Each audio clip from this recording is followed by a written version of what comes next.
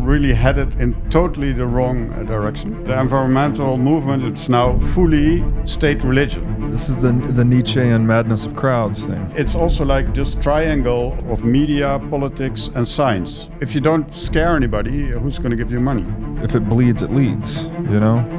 How do you go about framing Bitcoin in terms of climate change? Of course, if you believe we're on this finite planet and 10 billion people is way too much. But that's an ignorance of economics, in my opinion. One thing for sure, war is money printing. And then you get, I would say, the military-industrial complex. That's evil. It's almost like the possibility of stealing is what promotes the lying. And that lying seems to permeate every level, even the scientific enterprise itself. Every generation needs problems because humans are problem solvers. Why do we always look for the doom and gloom, or what is it about our nature?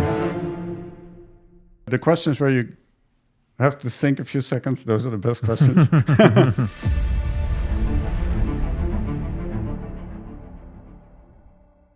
Hey everybody, welcome to the What is Money Show. I am thrilled to have you here joining me on my mission to help shine light on the corruption of money. Now, if this is your first time listening to the What is Money Show, I strongly recommend that you go back to episodes 1 through 9 first, which lays a lot of the groundwork for many of the concepts that we explore on the show. These first 9 episodes are my series with Michael Saylor, and thousands of people have told me that this is the best podcast series they've ever heard, hands down, and that it was instrumental to their understanding of money and Bitcoin. So if you're looking to start a deep dive into the nature of money, I don't think there's any place better that you can start other than episode 1 of this show. Now, a little bit about this show and how it makes money. The What is Money Show is 100% sponsor based. So all of our revenues are derived from direct sponsorships. And I strive to be very selective about the sponsors that I work with, specifically only using sponsors that I use personally, and also choosing sponsors that have values which are well aligned to the values expressed on this show, such as freedom, education, self-sovereignty, etc. So what I'm going to do now is a few ad reads right at the top of the show, and then I'll do a few more ad reads in the middle. And I hope you'll take the time to listen to them, as again, these are hand-selected sponsors, and I think you'll like what they have to offer. Today's podcast is brought to you by In Wolf's Clothing. Wolf is the first startup accelerator dedicated exclusively to the Bitcoin Lightning Network. 4 times per year, Wolf brings teams from around the world to New York City to work with like-minded entrepreneurs, pushing the boundaries of what's possible with Bitcoin and Lightning. The program is designed to help early-stage companies achieve product-market fit, develop their brand, secure early-stage funding, and grow businesses that help fuel the global adoption of Bitcoin. So go to wolfnyc.com to learn more about the program or apply. Again, that's WolfNYC, WOLFNYC.com. Hajo Smit, welcome to the What is Money Show. Hi, Robert. Thanks for having me on. It's very great to have you on. Thank you for traveling such a long distance to get here. Yep. You flew from Munich, yep, to Miami, so thank you for doing that. Just by way of quick introduction, you are a former climate scientist. You are an outdoors enthusiast, which we'll talk about some of what you do here, and you're also a writer. So we met at the ARC conference in London, November. Yeah, November 2023. We got to talking. I was telling you about the new studio in Miami. You agreed to come out, so finally here. Yep. Maybe we could start talking about just the climate situation. Mm-hmm. I mentioned that you're a former climate scientist. Yeah. What is it that we should know about this climate change situation? What is it that's informed your views? How have your views changed over time? Mm-hmm. And where are we headed on this front? All right. In a way, we're really headed in totally the wrong direction, like 180 degrees, I always tend to say. And I was even, in preparation for this interview, I reread a bit of this economist, Haiyun Cheng, who does point out that there is a role for government or some entity to guide society a little bit. Yeah, it's not all individualist. There is a kind of collective also, like where are we going collectively? And that's also the fact that we can enjoy this luxury in the Western world is also, on the one hand, you can say it's just thanks to the hard work of the generations before us. You can also say maybe thanks to good policies they had, or so we have a kind of big advantage now compared to many other parts of the world. But basically, if you talk about guidance, like where are people guiding us? What's the leading story? A guy like Al Gore, he even said, it doesn't even matter in the end if the climate story is true, as long as like a story that binds us together, right? In a way, you could say he's right, because I think a society needs some cohesion. But traditionally, that used to be religion, and there have been quite a few good people. Michael Crichton is a very important one. He's dead, sadly, but author of Jurassic Park. And State of Fear. That's and there are some good YouTube videos about of him. But he showed that the environmental movement is basically a religion or a pseudo-religion, and in that sense, I always say the separation between state and religion has been fallen apart. It's now fully state religion. Yeah. So due to the fact, and then you have the whole BlackRock and background that the big corporations are also fully into this ESG stuff, etc. And it's much worse than when I discovered that it was a hoax. There are many words you could say: climate scare, climate hoax, climate lies, climate whatever, bad science. There's also an important movie called Not Evil, Just Wrong. That's about DDT and malaria. So you could say they're not evil, but they're just wrong. And sometimes in life you have to admit that you're wrong. And there's one fallacy in that sense that I would like to present that could be helpful. I call it the 180 fallacy, or the 180 degrees fallacy. That's when you're like fully going the wrong way. I had that once because I've worked also as a mountain guide, hiking with groups. And I once was hiking with a big group of elderly people, so they weren't too fit, and we're going in a gorge, and we were supposed to walk east in the end of the day. And at some point, there was a sunset in the gorge, and it was beautiful, and everybody was taking pictures. And I, as a guide, it was the first time I was there, so we do the preparation just on the map. So I was so happy that I could take these people to this beautiful place, walking. And at some point, it dawned on me, but what the fuck? The sun doesn't set in the east. The sun sets in the west. So we're actually going west. What the bloody hell? And then I literally took my map and turned it around, which is a totally crazy thing to do. I mean, the map doesn't change if you didn't. But I was like, maybe if I hold the map upside down, we're still going in the right way. But then I knew, okay, we've been walking for 1 hour in the wrong direction. These people are old and they're getting hungry, and I have to walk all the way back with them. So then the next 10 minutes I took, like, before I told them, like, to get a good story to how I'm going to tell them. It's a bit like Forrest Gump, you know, when he stops running. You know, Yeah. That's a beautiful scene. But so then after 10 minutes I collected everybody, and I said, I have good news and bad news. The good news is that it's so beautiful, and everybody took these amazing photos, and we really enjoyed it. And I said, well, the bad news is we have to go all the way back. And then I made it up for them. I said, we just walk to the exit of the gorge, and then I will get the bus, and you don't have to walk all that way to the bus. So I solved it in that way. And I think that is maybe a metaphor for what we also need in politics sometimes, because saying sorry or admitting that you were wrong, and maybe not just a little bit wrong, but like entirely wrong.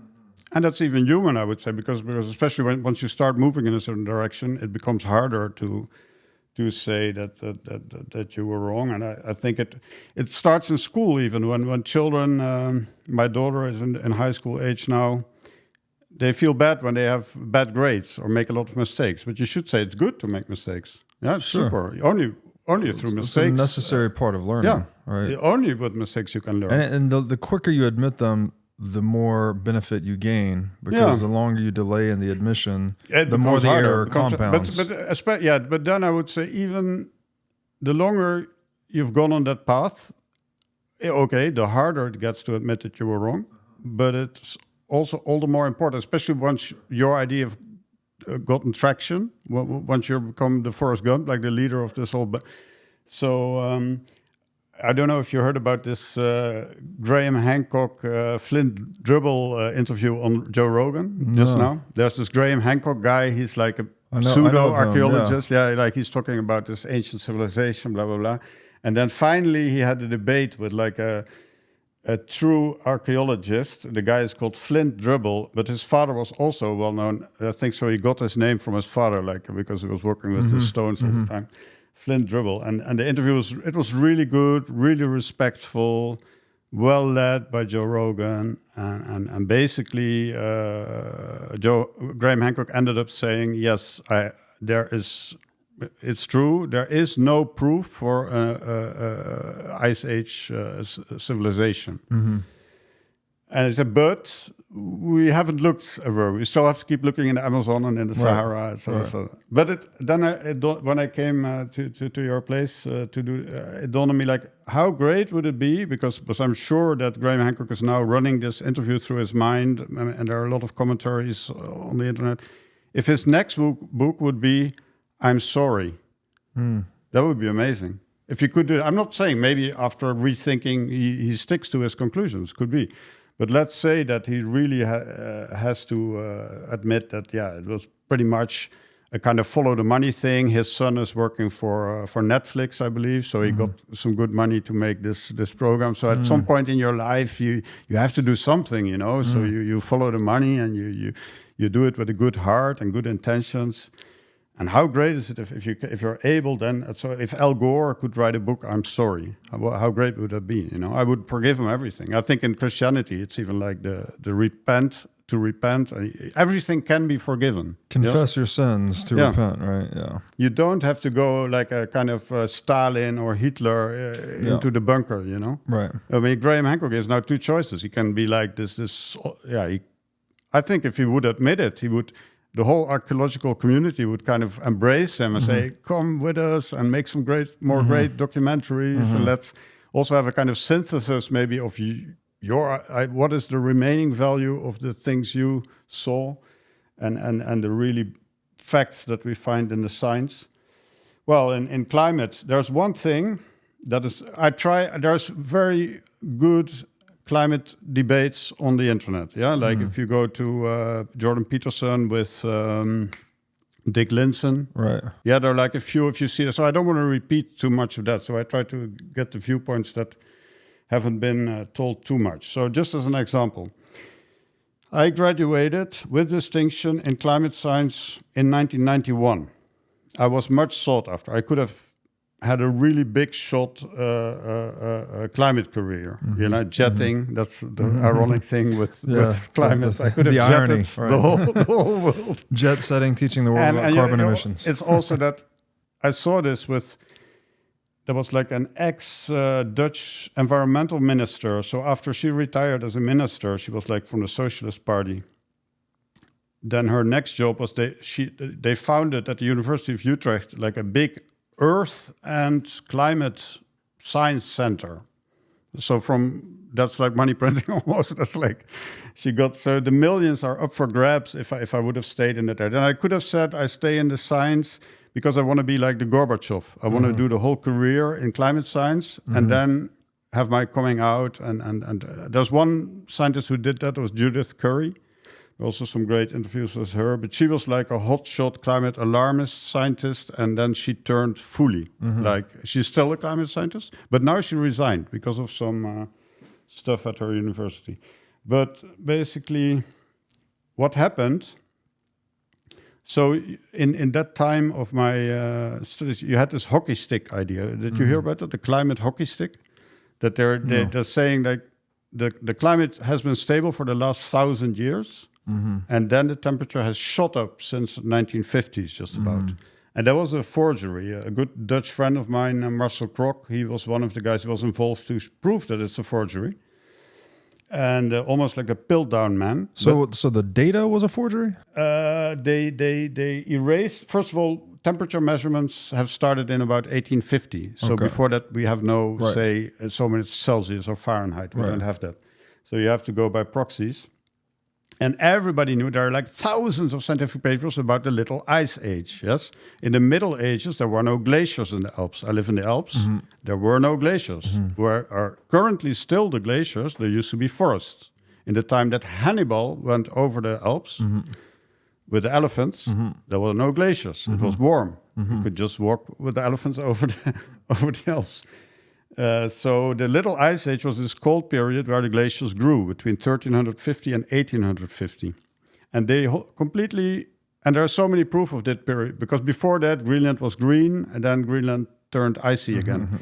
And of course, the ice cap was always on Greenland, but say around it, the coastal zone used to be green. And London had wine growth in the Middle Ages, and all that went away. And we got the plague also in Europe that's also related to this cold period. It's called the Little Ice Age. So they completely erased that by just fudging the data.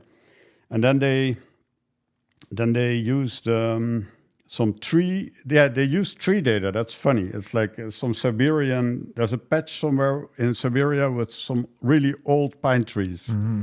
And in the end, you could say that they based this whole reconstruction on 12 trees. And you could even say that maybe the data shot up because one big tree fell, and then the other trees got more sunlight and started growing a little bit. So this is a statistical problem. Yeah, a statistical thing. But then they did even one thing that's even worse, because then they had like in the 60s, the temperatures went down a little bit. And then the guy, Michael Mann, American scientist, he took another data set to superimpose. So he said, I will follow the uptick until the end of the 60s. And then when the temperatures were down, he put another, I don't know, was it satellite, some other data set. He superimposed on that and to show that we have the continuous warming.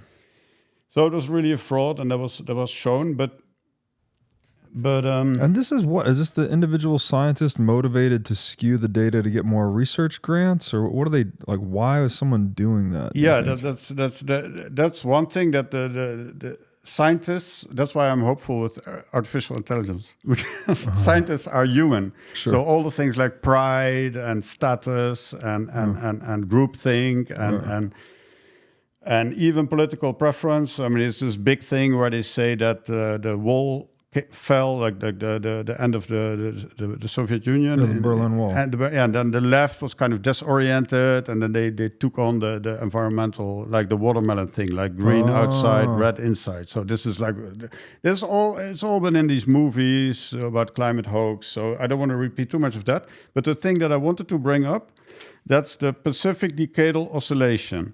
The Pacific is the biggest ocean in the world, as we all know, and there was a salmon biologist, like specialized on salmon. He was looking near Alaska to some data from salmon, and then he found out there is a temperature oscillation in the Pacific, and he called it the Pacific Decadal Oscillation. You can look it up on Wikipedia. And if you look at the date when it was discovered, it's 1997. Yes, 1997. And the political climate scare started in the late 80s. And so I was like spot on. 1991, I graduated. I was ready to rumble and roll, or how you would say. But I always say I graduated in physics before Newton. Yeah? So if you don't know about the PDO, you can't say anything about climate, because that showed the biggest ocean in the world, which is like the Earth is 70% water, and the Pacific is probably half of that. The biggest ocean in the world is 30, 40 years warm, and then 30, 40 years cold. That's like the Pacific. It goes up and down. Yeah, and we were just also in a warm phase. So, and in the 30s, there was a warm phase that's also fudged in the data. So there was the Dust Bowl in America. There was really... People say some skeptics say it was just as hot as now or even hotter. The Middle Ages were definitely hotter than now. Yes, we're still not. The glaciers are still there. If I look out my window, I see a glacier. It wasn't there in the year in the time when Amsterdam was founded in the year 1000. You know, so how is he showing the oscillation? Like how is he showing the oscillation in temperature in the Pacific Ocean? I think he looked at the salmon weight, something like the salmon got so bigger we can and see smaller. it in like the fossil yeah, record. he could see something, maybe just the fisher data, because I think from the fisheries, he just looked all the fish the fishers brought in over a period of 100 years, and then since 2005 we have a global ocean where we have buoys in the ocean that measure temperature. So that's also crazy. We were talking about since 1850 we measure temperature, and ocean temperature we're measuring since 2005. And then we have the satellites came in 1997, 79. For instance, the ozone scare was was for the first time we were looking down on the Earth, measuring these things.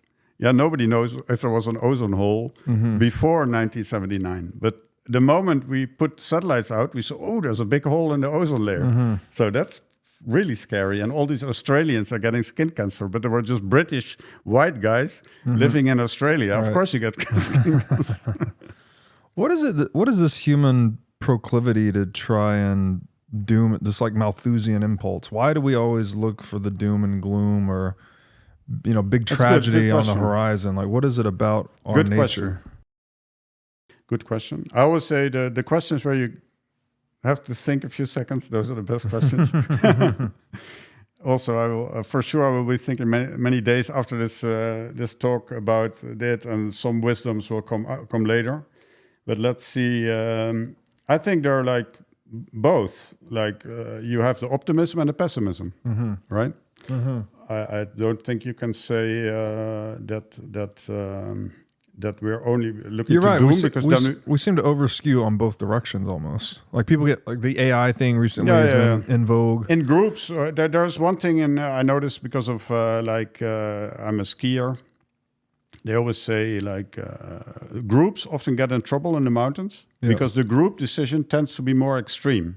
Like if you go alone, you'll be like, it looks like could be an avalanche there, or let's be careful.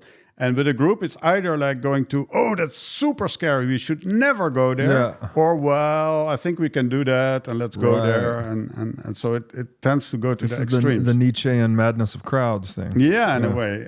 But then, of course, since you have the media,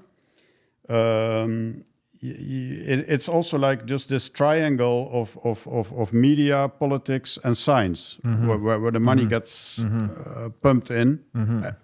If you don't scare anybody, who's going to give you money? Right. But if there's I think if you look at Christianity or through history, you have a lot of these very awful scares. And that's also what I said with the guidance, like we're going the wrong way now. I mean, I think in history, you can see many times where societies went all the way the wrong way. We could have, our progress as a society could have been much quicker if we had always taken the right exit, and we could have had much less suffering. So I think stupidity and following stupid idiots is also a part of society. And then the nature thing, where we say that nature is fucked because of us, I think that has a lot to do with overpopulation. Or I mean, they said overpopulation. I don't think that's an issue, but that was, of course, for the first time in history that our medicine started to get a lot better, and that not, every second child was dying. Right. So suddenly you could do the math, and you could see we're going to be, if it keeps going like this, we'll be. And in nature, of course, when you have these cycles where at some point, there are like too many hare, then you get more foxes. Right. Then there's not enough hare, then the foxes die, and so this thing happens. Population booms, and then the mass. Yeah, but it's the first time in history. There were like 1 million Romans in Rome, but it was the first time in history that this could get really crowded. You know, so I think that in that sense. And I also make a distinction between people who I think we need to make a distinction between like a guy like Marx, who could just be wrong, maybe, or maybe probably one or two things he said were also right, but let's say in general he was wrong. And then you have a guy like Lenin, who's the actually evil guy, yeah, and Stalin. So Marx, I didn't hear that he killed a lot of people, basically. Yeah, so he was just putting it's kind of free speech. I mean, he could. Yeah. I think you're allowed to write a book. Yeah, and I think in the climate or in the environmental movement also, you're allowed to write a book like Rachel Carson did about the DDT that killed millions of people that could have been saved. Because of her book, they stopped spraying DDT, and malaria went up like crazy. But I think anybody can write a book.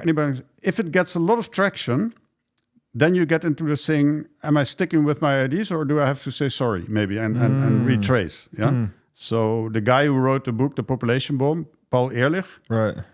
That's like the doubling down, you know? Yeah. There is a point where you could say, I'm sorry. Right. I'm sorry. Right. I wrote this book. It was well-intended. I really thought this could happen. But at some point, and I even thought coming here that we should almost have like a Nobel Prize for people who retract, you know? Right. The admission of human fallibility. Yeah, right? like this guy. And even, I don't say that automatically we're at truth. It's not like because a former Zionist now suddenly becomes like skeptical of Zionism, that it's the truth. It could be that 10 years later he goes straight back to Zionism. But at least for a guy with some influence, because that makes a lot of people think that it could be. I think even when you go to school, when you get history in school, it should be like, okay, there are 2 points of view. Right. Learn this, learn that, and make up your own mind a little bit. We should learn that. Well, it's an acknowledgement of our humanity, right? That we are fallible. Yeah. And it's inevitable that we're going to make mistakes, even the best of us. And that's so funny. If you debate with AI, then it apologizes. Yes, like for instance, one of the big failures of climate science is these predictions about the Great Barrier Reef. So that there were these people that said because of the ocean acidification, it's all bullshit. I can explain why it's bullshit, but the reefs are going to, you get this coral bleaching. And then there was this famous Australian marine biologist who said, no, the bleaching is just a natural process and it happens from time to time. And he even got banned from his university, I think, and then later he won a court case and got some money for that. But the Great Barrier Reef is now at the high point, since we are measuring it, of coral bloom, basically. Like it's like fantastic condition, and nobody ever saw that coming or predicted that. And that's just saying sorry. So or like, and this is with the when they discovered this specific decadal oscillation, they should have said stop all. Everything we're doing, all politics around climate. Let's at least do let's do a break for 2 or 3 years. Let's just study a little more, look a little more. Let's do the important things first. Let's first solve malaria, solve analphabetism or vitamin A deficiency. There are so many problems that you're like can be 100% sure now. This is a problem. This is bad. No child should. But just like the gentleman you said earlier that superimposed the data that showed the temperature to continue rising after the 1960 mark, right? Because if he didn't report that there was, I guess, something dangerous, if there was a boogeyman in the environment, he wouldn't get paid, right? There'd be nothing to offer him. It seems like the political class, to speak broadly, is now leveraging the boogeyman of climate change as a carte blanche excuse to pass additional regulation, taxation, inflation ad infinitum. So it's almost like why they don't want to give up that boogeyman, regardless of the truth value of climate change. Isn't that Mencken who said that? There's this great quote by H.L. Mencken about that the whole practical aim of politics is like to scare you shitless. It reminds me of the journalistic thing where if it bleeds, it leads. It's like you need something very salient and attention grabbing. But I always say the other way around. There's like a saying. It goes like, fear is a bad advisor. You know this one. In Dutch, you also say, angst is een slechte raadgever. So I always say that no politician, it should be, like I said, there should be a prize for the retraction, for the guys who go the other way or admit that they didn't get it right. There should maybe also be a prize for the people who turn down the fear. Right. And I would say, especially in or like a leader, it should always come like, even think about COVID. It should be, as long as you're talking about crisis, you shouldn't do politics. Right. You could say, "Oh, it's a crisis," or you say, "Okay, let's give us a few weeks to maybe do some abrupt things." But then the politician should come back and say, "Okay, we thought about it. I'm cool. Right. I'm cool. I got it. I got it. So we're gonna fix this. It's all cool." Yeah, and nobody's. Some people may die, but it's not going to be like Hiroshima or something. And so the only, I would say, like, do it the other way around. Like, if it's presented as a scare, presented as a crisis, don't even listen. Don't even listen, because that means he's not in charge of what he's saying. Like he if he wants to be a leader, he should first get his mind straight and bring it in a calm way. Right. What's the old adage, though, in statecraft that never let a good crisis go to waste? Yeah, of course. Because as you were describing at the beginning, and I don't agree with this, but assuming there were a need for government to intervene in, say, the market process, to say, oh, we really need to go this direction. No. That almost presupposes the existence of some crisis or something that the market itself is not solving for. No. So if the government says, hey, no, there's not actually this crisis, then they're putting themselves out of work in a way. I think, okay, there's an interesting point maybe. I think politics should be fairly simple, except that if you didn't do all the economics around it, it can get complicated, and let the economists fight it out. But the simple thing would be, what do we want? More wealth, better education, bigger houses, more cars, a helicopter on the roof, more holiday, better education, whatever. So, but that presupposes a vision of growth, where you say growth is in principle infinite. Yes, you really have to believe this. But that's already when they say there's only one planet, it's bullshit. There are thousands of planets, and Mars is not so far. Yeah, so it's like, even if you never go to Mars, you could still don't talk about this one planet thing, because that's a limited thinking. So, and I think there's something in Christianity. So sometimes I say it's also a battle of religious systems. And I'm not super knowledgeable about Confucianism, but sometimes I feel that Christianity is not going to get us there. It was maybe good for Max Weber wrote this book about the rise of capitalism from the spirit of Protestantism, I believe. Oh, yeah, of course. Yeah, so there's something about Protestantism that was really working with the early capitalism. But maybe the Confucianism works better at the stage we're currently in. We need to have somebody, you know what the Chinese tell each other at the New Year? What is the New Year greeting in Chinese? No. Like what do we say? I wish you a Happy New Year. Say Happy New Year, yeah. You know what the Chinese say? Hope you get rich. Ah, okay. Everybody says, hope you get rich. And that, in Christianity, it's like the chance that a rich guy will go to heaven is as that a camel will go through the eye needle. of the needle. Yeah.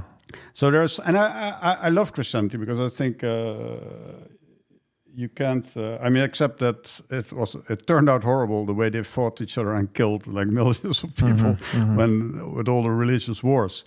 And even if you read now about the Crusades, it's just horrible. You know what the Catholics when they went to Jerusalem, what they did there. It's like, so Christianity, but there could be a problem. This is also Michael Crichton with the state of fear, that he explains that in Christianity there's a lot of like original sin or something like we're all sinners basically already. Yeah. So this means and that fits very well with the environmental thing. We shouldn't and we couldn't and you know, that's a whole limit. And that's always funny that usually also on the left, or I don't know, but when you do things like yoga or like meditation, it's always about abundance, you know, and abundance and energy and more energy. And then as we're talking about the environment, suddenly it's like less. Right. And that's just, of course, if you believe we're on this finite planet and 10 billion people is way too much. But that's an ignorance of economics, in my opinion. Anyone that's professing a fear of overpopulation is confessing an ignorance of economics, because actually population on Earth, for all practical purposes, doesn't matter. Like if the population is left free and we're not stolen from systematically, then productivity actually goes up non-linear to the number of people in the population. So if anything, we would become more productive and more rich the more we cooperate and don't steal from one another at scale, right? This is the division of labor. The division of labor grows deeper and broader as the population grows. For sure. In Bitcoin, we often dream about the idea of forming citadels, which are independent, self-sovereign communities that have their own energy, food, and water resources. Today, that dream is becoming a reality at the farm at Okefenokee. The farm is a 705-acre regenerative agriculture community located at the Florida-Georgia line near Folkston, Georgia. The farm is known as the healthiest place on Earth, and it includes orchards, organic standing gardens, regenerative animal pastures, berry fields, and much, much more. Today, the farm features 25 custom-built cabins and has plans to construct 225 more in the years ahead. The farm has its own food, energy, and water sources and is completely off-grid. So if you're looking to join a citadel community comprised of sovereign individuals, then go to okefarm.com today to learn more about membership. Make sure to tell them that I sent you for a $21,000 discount on custom cabin pricing. Again, that's okefarm.com to learn more about joining this revolutionary regenerative agriculture community. Forget multivitamins and other supplements. Animal organs are the most nutrient-dense foods on the planet. You can get 100 times more nutrients from organs than you can from muscle meats. But the problem with eating organs is that they are difficult to find in stores, they are difficult to prepare, and even when they are prepared well, they often don't taste great. Thankfully, Heart and Soil Supplements has made consuming organ meats so much easier by providing powderized organs in capsule form. Organ meats include everything your body needs to thrive: vitamins, minerals, peptides, proteins, and growth factors. This is why organ meats were the most prized foods for our ancestors. Fortunately for us, Heart and Soil makes these treasured foods easily accessible. So go to heartandsoil.co today and use discount code BREEDLOVE to get started on your journey to optimal health and vitality. Again, that's heartandsoil.co, discount code BREEDLOVE. I'd like to thank my friends at Swan Bitcoin for their long-standing support of the What is Money show. Swan's mission is to help millions of people get into Bitcoin, so they built the best solution to set up recurring Bitcoin buys and automatic withdrawals into cold storage. With the Swan app, it takes just 2 minutes to sign up and start buying Bitcoin. If you're a new customer, you get $10 in free Bitcoin for signing up, and the first $10,000 of Bitcoin you buy incurs zero fees. If you're an existing Swan customer, then the next $10,000 of Bitcoin you buy now incurs zero fees. So if you love to recommend Bitcoin to friends and family, then Swan is the best place to start. So go to swanbitcoin.com/breedlove to get started today. Again, that's swanbitcoin.com/breedlove. And I sort of agree with you, I guess, on the point of Christianity to some extent, but I guess the one principle that really matters in the whole thing is do not steal, right? Thou shalt not steal. Mm-hmm. If we could actually embody this principle seriously, right? We could diminish the state, then we actually could increase aggregate human productivity in a way that would give you all those things you just named, right? Better education, more cars, more houses, more this. It's if human flourishing is the metric, then human productivity has to be the thing we have to optimize for. And it's an economic axiom that stealing reduces productivity because every act of theft requires labor that otherwise could be allocated towards production. So how do we I don't know that it matters which ideology we adopt per se, but it needs to be one that we don't steal from one another. I think I could have an idea about that. What could be better than what we have currently, and that I will come back to that later. But that the original evil is in science. That sometimes they say it's the politicians or the business guys that fuck everything up. But there's a real point to be made that the bad guys are the scientists. Yeah. So, but one example that I used lately was like as a state also. This I like from the Bitcoin world and from people like Michael Malice with his white pill, etc. That you see the state or the government as a service organization, right? You could have. And I think in general it's better to have two polices. I can have a subscription on police A or police B. And if I see some police beating up some poor old chap, I'll say I'll go to A because I'm not going to give my money to police B anymore. And then the supervisor has to say stop beating up people because we're losing too many subscriptions now. Yeah. So that is I love that. But what goes wrong in science is that also like you have it with the FDA and with the World Health Organization, it's always like one organization, right? And I really believe there should be two at least. You should have, because you can have, you have the vegan way and you have the carnivore way, and who's going to say which one of those is right? And of course, there's the big lie about eat less fat. That's like one of the most horrible things from the 20th century. People eating margarine or less fat and getting obese because they eat less fat. So you get these big lies. Yeah, it's almost like it's a big lies in science because then the government feels like I have to choose. Like I have this Ansel Keys guy. There's a 7-country study that was about saturated fat. And then they brought out in the end of the 1970s the advice to eat less fat in America. That was the start of the obesity. That's the seed oil problem too. Yeah, and so you should say, okay, we have two competing food administrations, and we encourage them to be adversarial a little bit. Or maybe states could be like, let's try this in Texas and do that in Florida. When they in the COVID time, when they started saying we want to empower the WHO to for the next pandemic to have all countries do the same, then I knew it's anti-science. That's anti-science. Sure. No scientist would ever propose that, because if you're a scientist at heart, you wanna know, oh, Sweden did this, Germany did that, and that's you're advocating for free market versus totalitarianism. Yeah, no, for sure. Totalitarianism is of course a horrible thing, and there's even there was a guy who did a proposal. He said like, if you give grant money in science, even a randomizer would be better than what we currently have. Like I have let's do the two FDAs. Yeah. But he said, no, let's just fully randomize it. Like, okay, you have certain standards that your science proposal has to adhere to. But if you're within those standards, a randomizer will say he gets the money or he gets the money. And in that way, the outcome will be much more likely that you will have a free flow of ideas.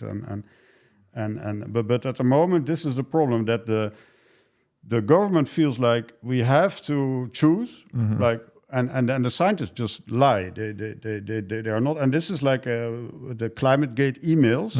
That was for me a thing because it happened in 2009. That's the year that Bitcoin was born. My daughter was born. My father died, so it was a big year for me. But in 2009, the ClimateGate emails was a hack of the University of East Anglia in Great Britain, and there was like a whole bunch of thousands of emails on the street with how the leading climate scientists were corresponding with each other. Like, for instance, also this forgery of that hockey stick graph. There was an email in there that said, let's use Mike's nature trick to hide the decline. I know it's crazy because I'm now, we'll talk about it later, like an outdoor guy. I'm a tandem paragliding pilot, but I know these emails by heart, like a few of them, like the worst one of them. Like 10 emails I know. So they found these emails. And there was one guy by Stefan Schneider. He said each scientist has to decide for himself to what extent he wants to present his the scientific uncertainty, or to what extent he wants to put the findings more, like shrill or something to get more political action.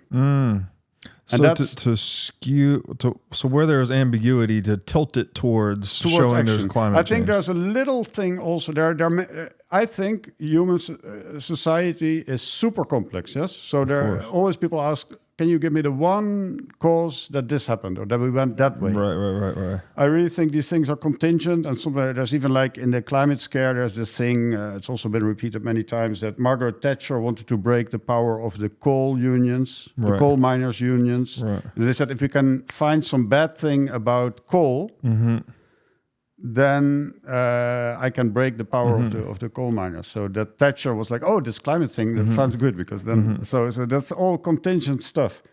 But how did I come to that the segue into that? Well, so you're saying that these scientists, wherever there is uncertainty in the climate data, that each scientist has to choose. Yeah, I think there's an origin there with the atomic bomb, with the Hiroshima Nagasaki thing, because I studied natural science, like my studies. I don't if you do economics or some other study, I don't know, but it was always like I think after the atomic bomb, the scientists and the physicists, there were also many physicists who were into the peace movement, etc. They felt that something went wrong with the Manhattan Project, basically. Yeah, like. This Oppenheimer, I didn't see the Oppenheimer movie yet, but must be amazing. But so something went wrong. So that we can't do value-free science. We have to also look at and they call it the societal aspects of science. This was like a thing we got in university. It was like you were supposed to look at that. And in that way, scientists were trained like, okay, we're not just doing science, but we also should have a little societal responsibility. And if we can nudge things a little bit over here, over there, we shouldn't be... and then, of course, that fits in with the basic thing, I have a career, I have a mortgage, etc. But that all comes together. But they can justify it maybe for themselves by, we're pushing society... But then they're inserting their own conclusions, right? And instead of being neutral agents in the scientific enterprise, they're now looking... And I guess this is kind of the point, right? That it's not possible to be a purely neutral scientific agent. You're always going to be pursuing one set of facts at the exclusion of another set of facts. And the set of facts you choose to pursue is in service to some underlying assumption or narrative or agenda. Yeah, and you need money. Right? And whoever's providing the money is going to determine which agenda you're pursuing. I was a friend of mine in the University of Innsbruck. He is a Spanish guy, and his research subject was a Chilean glacier, right? And he was as climate skeptic as me. Like we talked about these things and like 100% on the same page. But he was also honest that he said that, if I want to get my grant for my research, because he has to fly there with a few students and get some measuring equipment. So we're talking about some millions of euros to get to Chile every summer, set up your measurement system and do the measurements. So if you would just write a proposal, I want to study the development of the mass balance of this and that glacier in Chile, for sure he wouldn't get the money. But if he adds in relationship to anthropogenic warming of the planet, he gets it right away. And then when he presents his paper, it's a fully objective paper with very straight measurements, all very well statistically worked out. And then the last sentence of his paper would be, if the prognosticed anthropogenic warming will continue, then the mass balance will probably blah, blah, blah. But that he didn't research. That was not his research. He didn't look into that. But but that gives him already the next grant for the next 3 years. So that's why I have one thing I want to read, because that's also... May I ask you a question? There sounds like there's a very powerful incentive trap here. If there is a group of humans that are using the anthropogenic warming of the climate, I think is the term you use, climate change, basically, as the narrative under which more money printing or more regulation or more taxation is necessary. And then the proceeds stolen through taxation, inflation, and regulation are used to fund this research that then finds and verifies the motivations for more media. So isn't this I see an incentive trap here that leads us into self-deception in a way, right? It's like, okay, I need an excuse to print more money, which means I need research saying that climate change is disastrous. Let me fund the research and researchers that will say that climate change is disastrous. And that will create more of this narrative in the eye of the public that will justify ever more money printing, taxation, inflation, regulation. Yeah, the crisis. Isn't this a vicious cycle? For sure, if you have no crisis, you can't print money. That I think. Then people would say you have to be fiscally conservative or something. But so you need a crisis to print money. That's for sure. But then the printed money is used to fund the justification for the crisis itself. So aren't we stuck in this loop? Oh, for sure. But we are now. I mean, the one thing that's worse. Okay, let me see. There are 3 levels of bad or evil, let's say. Huh? So the one thing is like the normal corruption of science. Yes?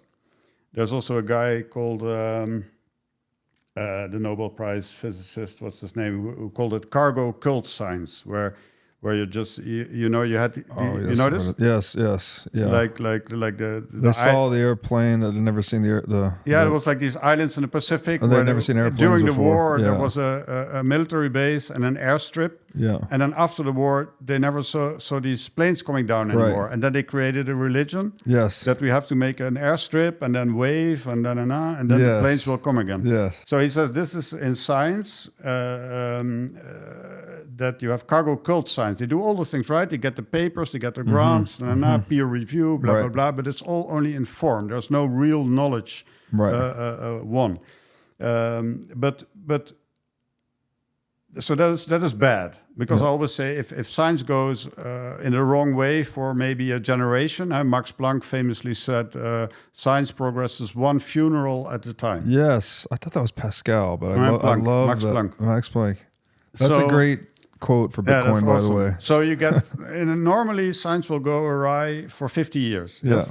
But normally if it's pure science, say like in physics, the string theory or something, how much money do you throw away? Maybe 100 million? Some careers, some mortgages, some children grew up happily with the money they stole basically from the system.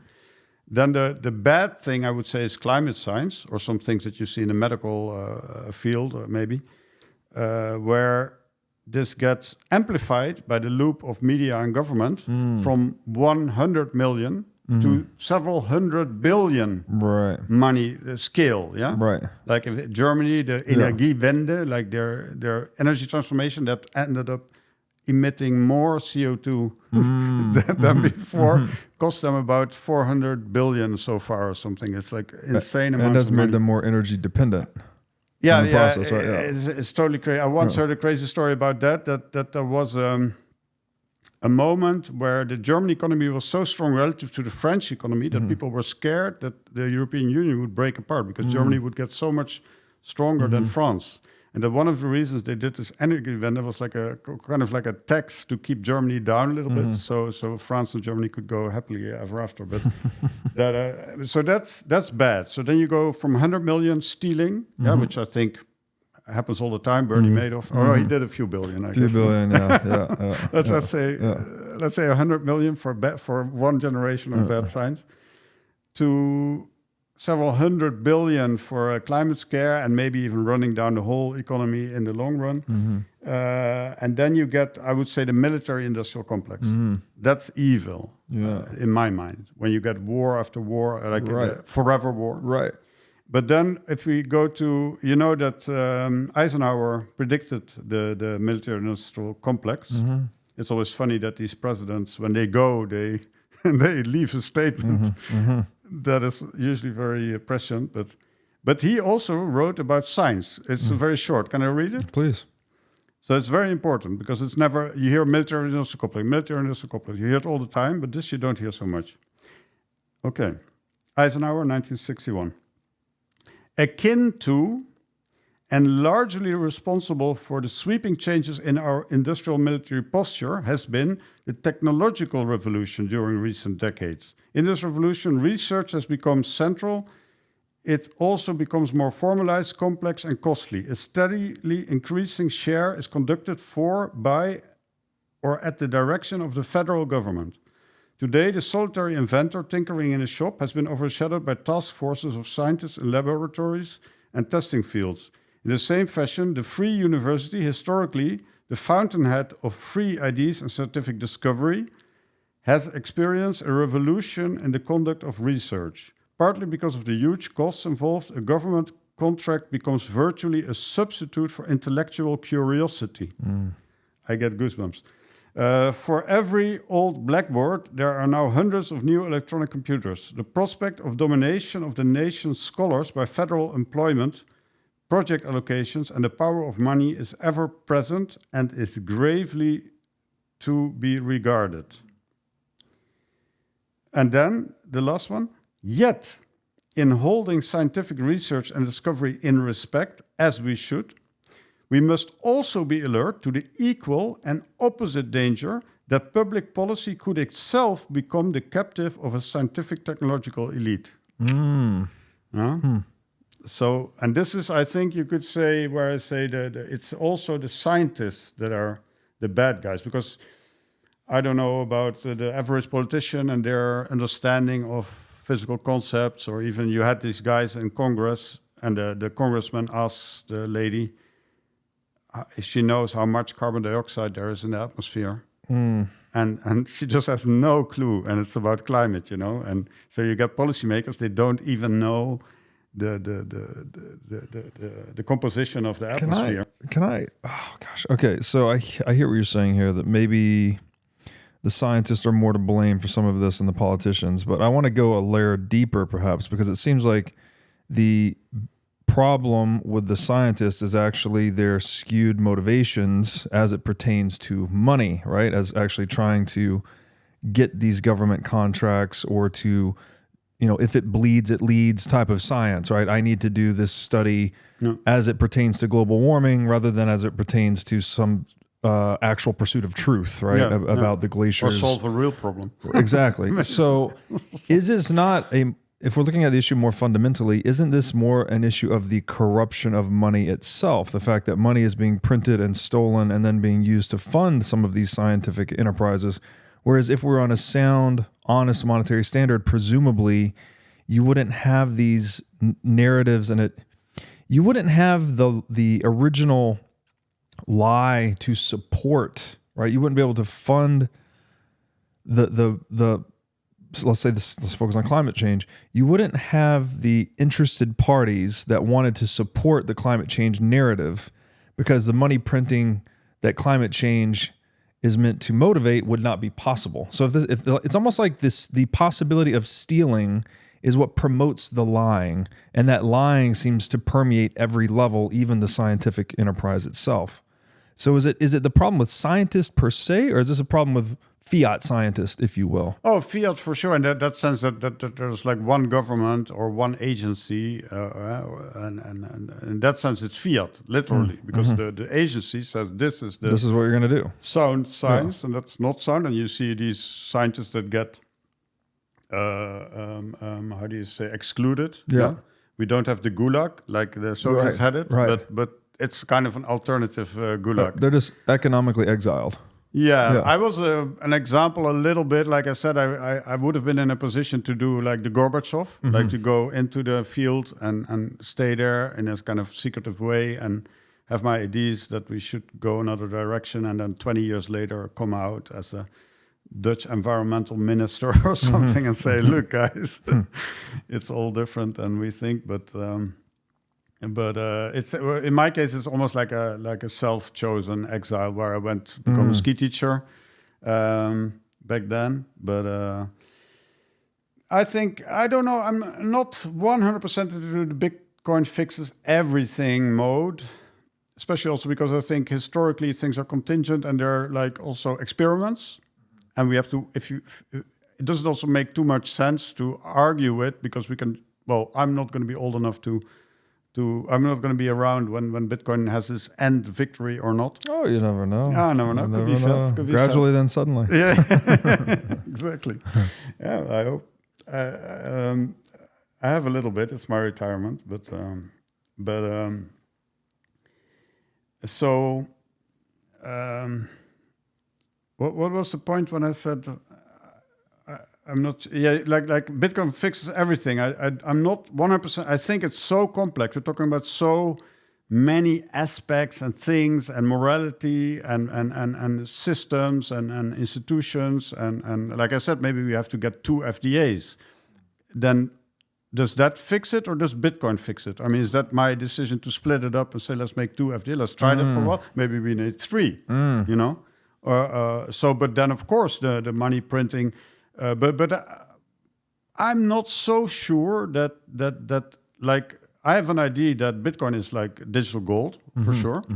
And people who don't buy it are like totally crazy. Like I don't want to discuss Bitcoin for hours with you, but I think with Bitcoin, you can have like one swing where you're like interested, like, hey, what's this? You read a bit about it. Then you could have like one swing to the side where you say, oh, that's all bullshit and this will never take off.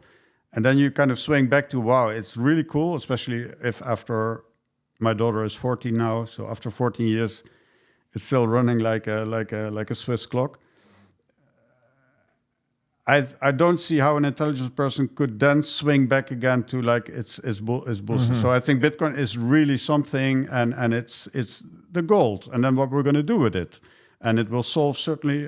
There will certainly be some aspects where you say this was solved by Bitcoin, that was solved by Bitcoin at that year, at that moment in this country, in that country. El Salvador is doing something now, and who knows what Putin's going to do or whatever. But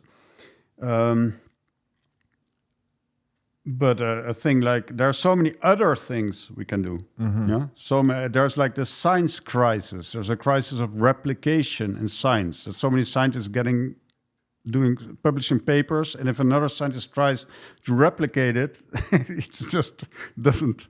He just doesn't replicate it, and so there's so much to do. In that sense, I believe also we are in a way a kind of collective where each and every one of us, like you do this podcast, everybody does something where you say, I've decided in my life, for me, the best thing to do is to go like full free thinking.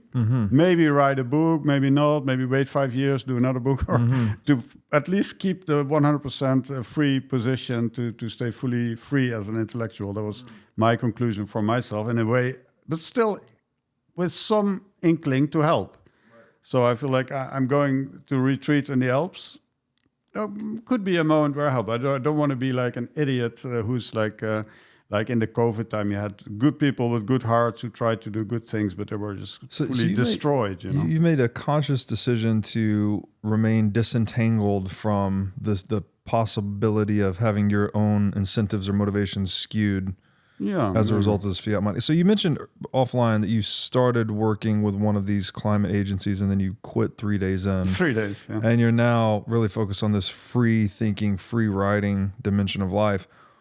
I guess what motivated you to transition out of that climate science trajectory that quickly? And then what are you looking to do with your free thinking, free writing dimension of your life today? Good. Yeah, like also I believe in things are like complex. Like human beings are complex. In that sense, also the distinction between individualism and collectivism is not really the right one, because you can be a little bit schizophrenic. Like an individual can have components. Sure. Like one part of me want to do this, one part of me want to do that. And Sub-personalities. I can be further subdivided than just being Hajo Smit. Yeah. And I can also be part of certain collectives and a little company or a Bitcoin community or whatever. So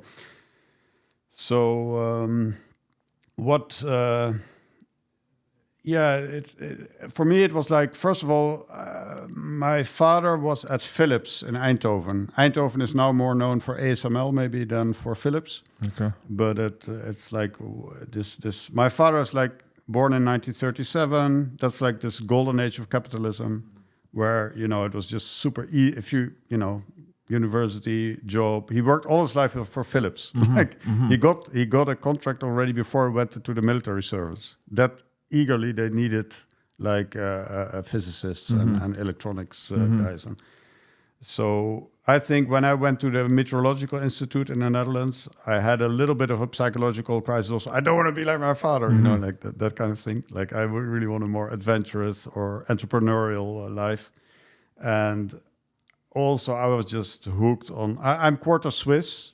I always say, but my parents. Grew up in the Netherlands, and when my parents took me skiing when I was 5 years, I think some Swiss gene kind of reactivated, and I'm like a mountain. I love mountains, and at some point in my life, I had to go there, and I'm now fully living in Austria, and it also. Yeah, we all have to live. We have to eat, shit, sleep.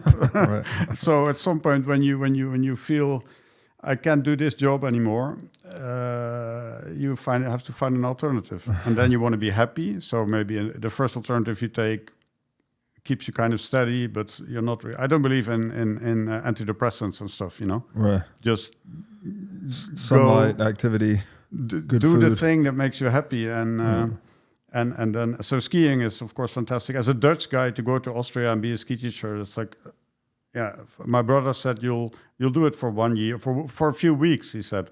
And I ended up doing it 5 years. So, and being a mountain hiking guide in the summer, so also my love for biology and nature went into that. And then I've always thought of myself as a kind of a writer, so I did a book translation and later blogging and also commercial copywriting for businesses.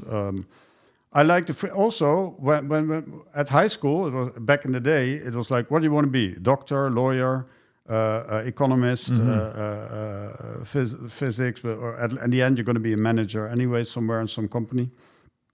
Nobody asked, do you want to maybe a cook? Or you want to be a journalist, or you want to be in the self-employed. It didn't even come on the radar. In the Netherlands now, I believe millions of people my age and younger are self-employed, like the one-man business. Right. That wasn't like something they would ask you at high school. Like, you want to maybe have a one-man business? That could be nice. So I ended up being one of the early one-man businesses, and